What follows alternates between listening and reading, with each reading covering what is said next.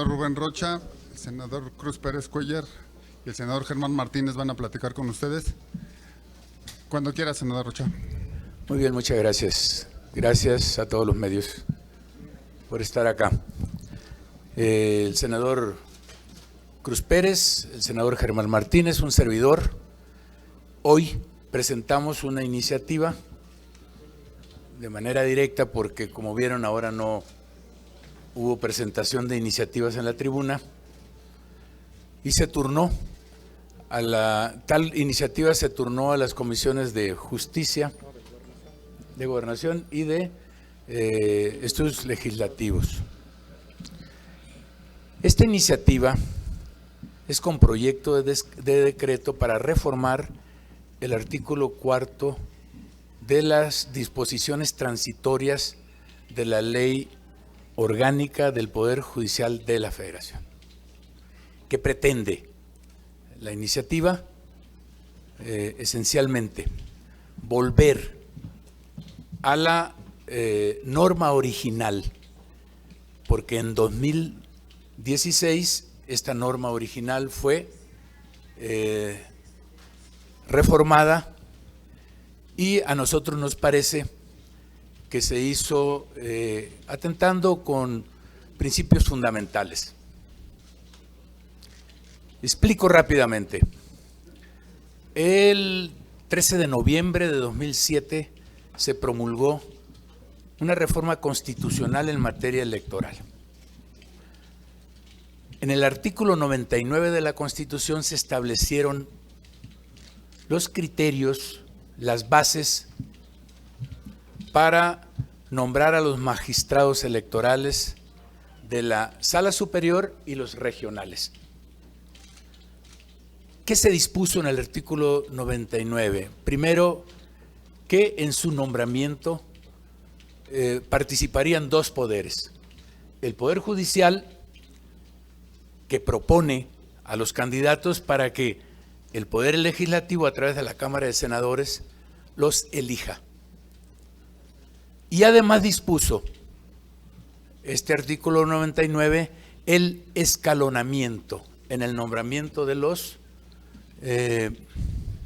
magistrados, pero también el tema de que se regularan las bases de su nombramiento previo al nombramiento mismo. Es decir, un criterio de corte internacional, porque la Corte Internacional de Derechos Humanos ha establecido como criterio que para el nombramiento de jueces y lograr la verdadera independencia judicial se requiere que los jueces sean nombrados con un procedimiento establecido en una ley anterior a tal nombramiento. Eso se dispuso en aquel entonces, de tal manera que, como estaba establecido que intervendría la Corte para proponer a los magistrados o a los aspirantes o a los candidatos a través de ternas, se dispuso que el Senado nombraría con las 2/3 partes de los presentes a cada magistrado.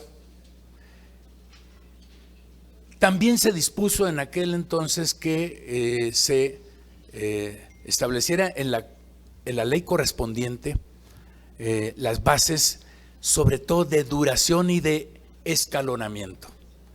Entonces, el 1 de julio de 2008 se reformó la ley orgánica del Poder Judicial y en su artículo 4 transitorio se estableció que dos magistrados serían nombrados por un periodo, a partir de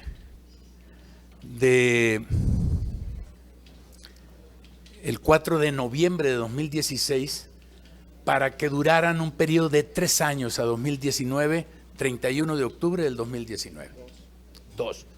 Dos más, en total son 7 los que componen el tribunal, 2 más serían nombrados para que su periodo empezara el 4 de noviembre de 2016 y concluyera el 31 de octubre de 2022.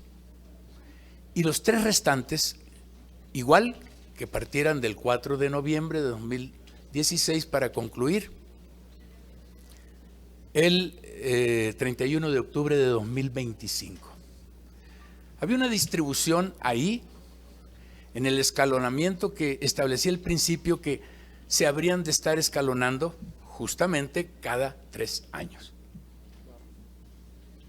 Este escalonamiento preferencia una cosa fundamental, es un principio fundamental, un binomio que se compone de renovación y experiencia. Es decir, 3 años durarán y se renuevan estos 2.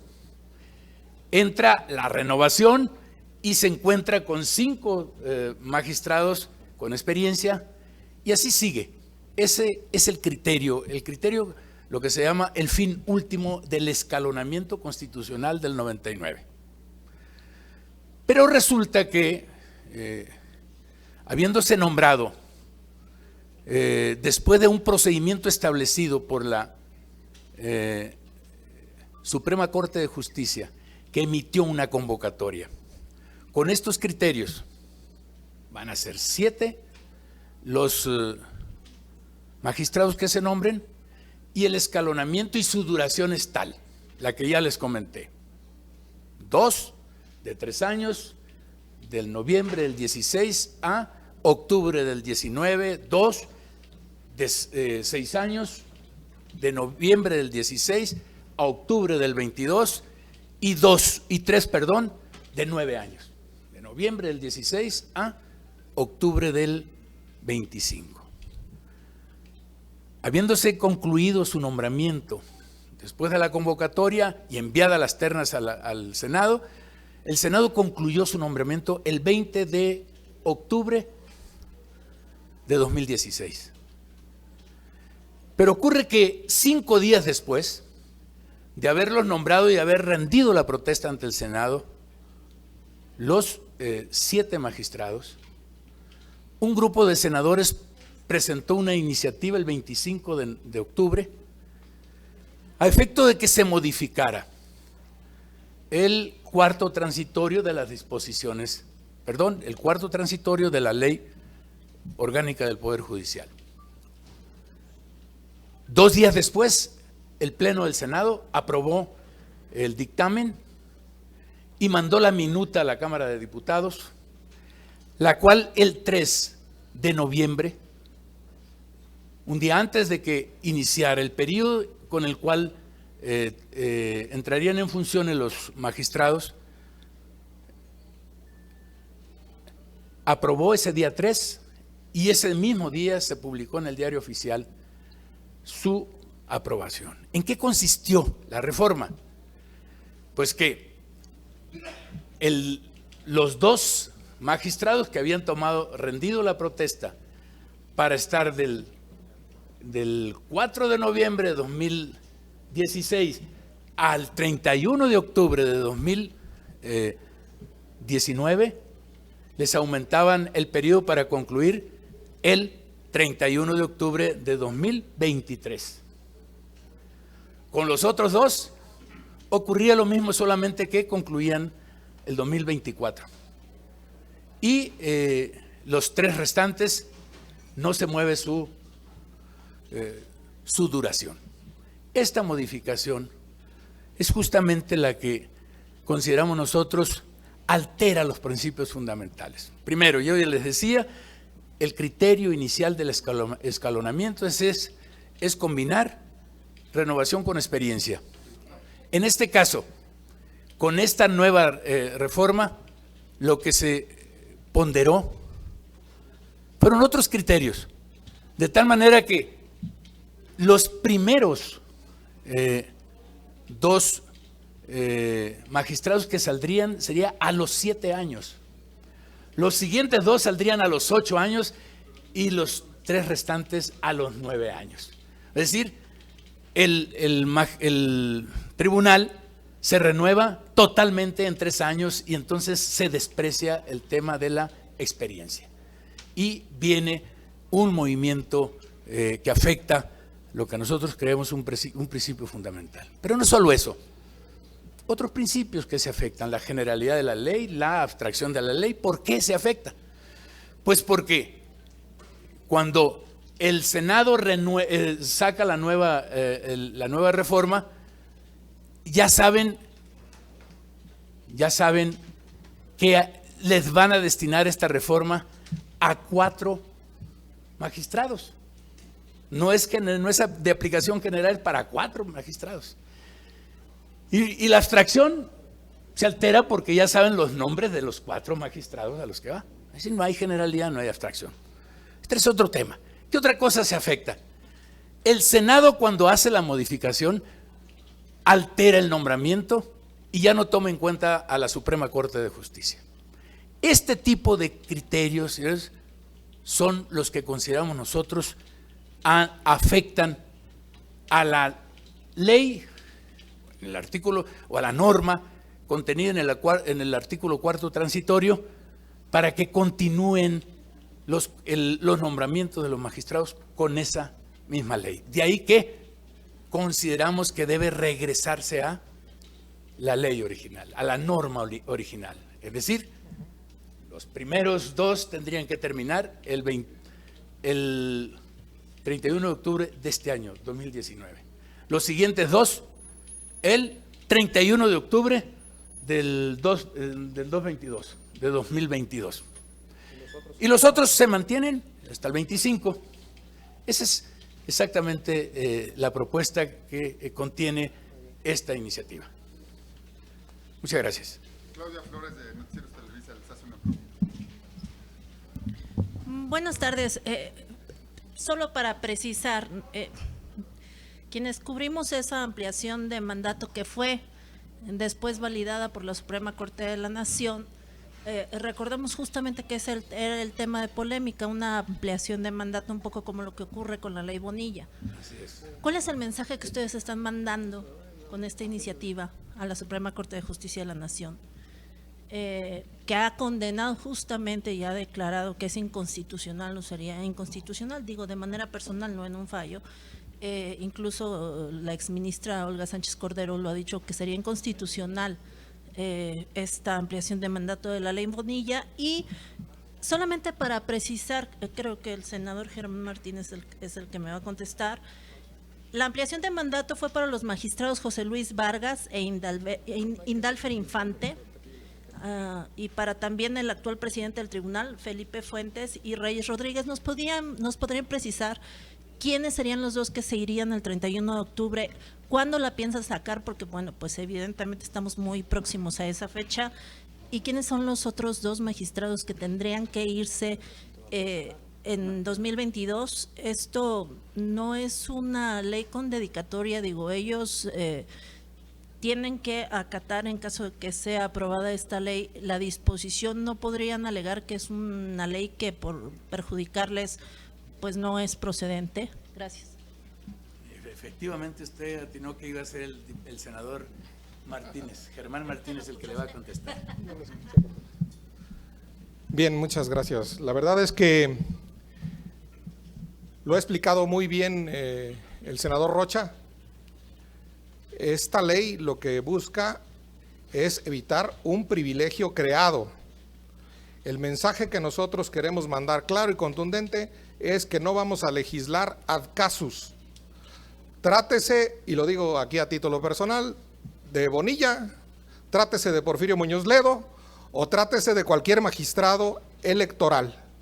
No vamos a ampliar plazos de manera privilegiada para nadie, porque se viola, como lo dijo perfectamente bien el senador Rocha, el principio de abstracción y de generalidad y de, agrego yo, impersonalidad. No nos preocupan los nombres son conocidos y se saben. Y no, permítame, concédame no hablar de los nombres, se saben cuáles son. Pero efectivamente, la academia entera en aquel momento estuvo en contra de esa ampliación.